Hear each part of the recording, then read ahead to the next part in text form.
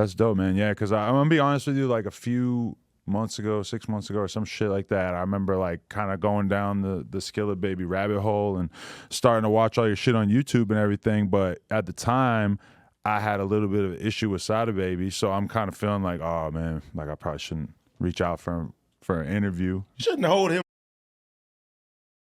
Well, who's the person that I would hit up to be like, yo, let me get a Skilla Baby interview? I would probably hit up Sada because that's probably the person that we know the best in between. Hit up Eastside Juan, man. I could have hit him up too, but I don't know if he liked me at the time either. Oh, he ain't a problem with you. Y'all grown men though. Yeah. See, he tried to do with your career.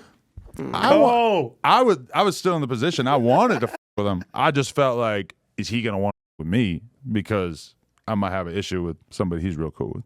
I mean, y'all, I don't really think y'all got an issue to me. Y'all had words. Right. Yeah, it's all water under the bridge now. We still need to have the like personal conversation, but there were some tweets back and forth with us. I seen it. I laughed. Yeah? What were your thoughts on the situation? Because I don't know if you know this, but the situation kind of stemmed from the No Jumper News or the No Jumper account posting something that he had said that was a little controversial, and then he felt like that was like a bad friend move on my part because I should have known that would have got him in some trouble. I mean, I know, bro, so I knew he was gonna feel some type of way. But at the end of the day, Twitter is a public social media platform, so I know what happens.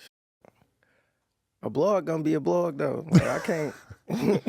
That's all I can say. Like, yeah, that's true. Because it's like, you know, realistically, the more and more famous you get, the more and more the shit that you say is just going to become shit that the blogs want to talk about, you know? For sure. And it's like, yeah, that was kind of like my opinion on it and why I felt like me and him didn't necessarily, or it didn't seem likely that we were going to patch it up at the time, just because it's like, to me, this is just what we do. We have to talk about this going on in public. that's how you get paid. Yeah, and I can't really like, you know, because I had a lot of friends over the years who like our friendship basically disintegrated because they weren't cool with the fact that we had to go on the show and talk about them or post about them. Twitter, the easiest thing you could do on Twitter is say, man, I was hacked.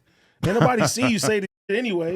You know what I mean? But take that back. if you follow Sada Baby for a while, though, you probably knew that wasn't like this sounds exactly like him. At the end of the day, bro, like that though. Like he like what he feel, he gonna say it. So you know, a lot of stuff he just say that's how he feel. Like I can't really be like, you know, a lot of stuff I wouldn't even speak on because that's bro. But you seem a little bit more reserved. Do you have a lot of like controversial opinions, and then sometimes you just like you almost say it on social media, and then you're like, nah, I don't feel like igniting it right now. I think we all had controversial thoughts in our head, but I'm really more, like you said, on the reserve side, so I'd rather just not let people know what I'm thinking anyway. For real. Yeah, because I mean, there's always that option of just saying the craziest that you could think of. I'm hacked. And knowing that social media will just explode off of what you say. But like the thing is that if Skilla Baby does that like 5 times, then all of a sudden people are going to be talking about you like, yeah, Skilla Baby's that fool who'll be wilding the out on Twitter and saying all the crazy shit. Like you can get like a reputation for that, which is kind of, it could be good or bad, but a lot of people would probably rather avoid it. I done been around a few celebrities and stuff, so I'd be like, the social media thing, I don't really judge people off social media because 9 times out of 10, the image that I got in my head of a lot of people, it don't be the same. At all. Interesting. Yeah, because you seem like somebody where I've heard you say a bunch of stuff that you seem pretty committed to remaining like a normal person and you want to stay in Detroit. You don't necessarily like being on like some Hollywood. Is that accurate? He lying. He just told me right now. He get invited to them Hollywood parties now. Skilla Baby's going up. Like I like LA. I wouldn't move to LA, but I come do like a weekend in LA or something. But like, yeah, I don't really want to be too extra. Like, why? What do you think that LA would change about you? I don't think it wouldn't change nothing about me. I just, you know how like you be familiar with something. Like, yeah. I know what's going on at home. You don't want to be out of bounds. Yeah, like.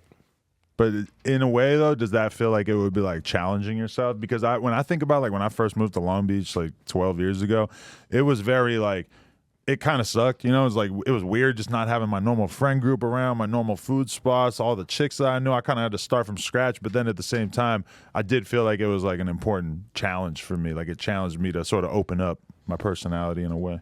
For sure. I feel like it'd be a challenge. Like everybody challenging me to do it. Like, but it just be like, I done met some weird people.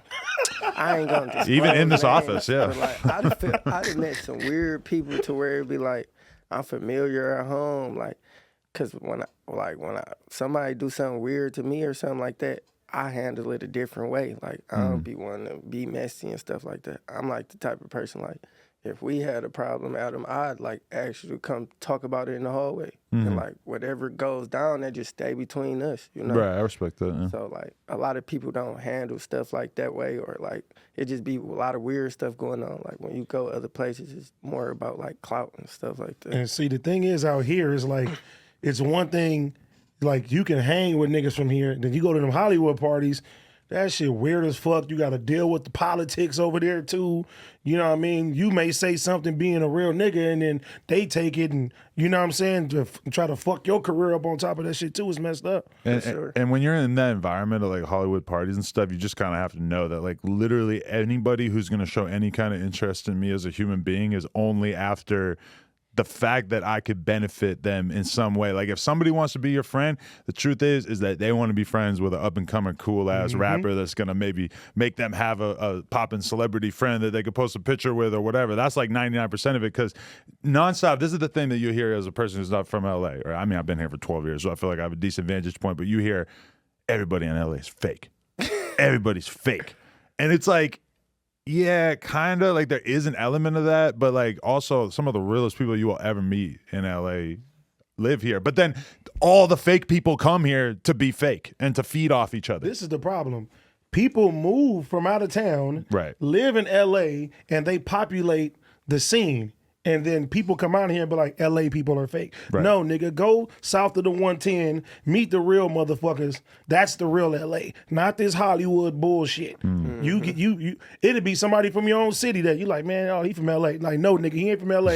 Nigga, it's a big transplant of everybody. It's a mixing pot of gumbo. That shit weird, not the real LA. Whereas nobody moves to Detroit to like suck up clout. Yo, we just hit 400,000 subscribers right here on the Clips channel. So if you want to help us out, click subscribe, get us to 500K.